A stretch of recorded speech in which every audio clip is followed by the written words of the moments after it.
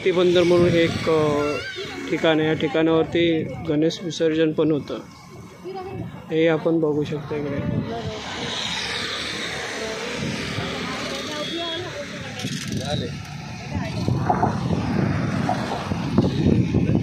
आजूबाजूला मोठमोठे गावं पण आहेत, इथले सर्व स्थानिक लोक आहेत, हे आपण बघू शकतो।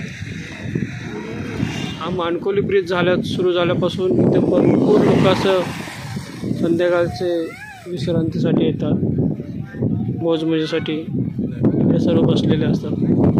आपण पाहू शकता हा सर्व डोंबिवलीचा परिसर दिसतोय आपल्याला। उमेश नगर रेतीबंदर रोड ते पिंपलास हा नेहमी डेलीचा प्रवास असतो, त्या लोकांचा अपडाऊन असते।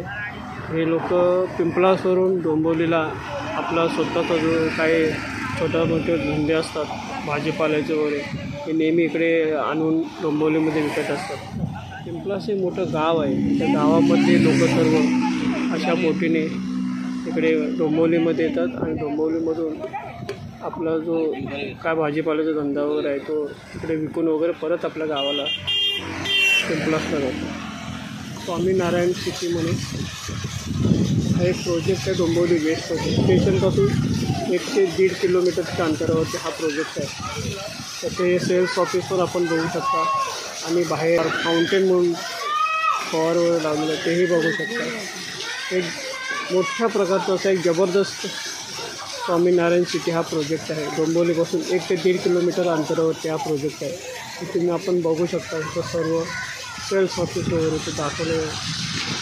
हा एक प्रोजेक्ट आहे, त्याचा पण आपला सर्व फोटो नवीन पण हा आपला प्रोजेक्ट त्यांचा चालू होतो स्वामीनारायण सिटीमध्ये। तर मोठ्या प्रमाणातला हा प्रोजेक्ट आहे, आपण कधी इकडे येऊ शकता, कधी ह्या प्रोजेक्टला भेट देऊ शकता असा प्रोजेक्ट आहे।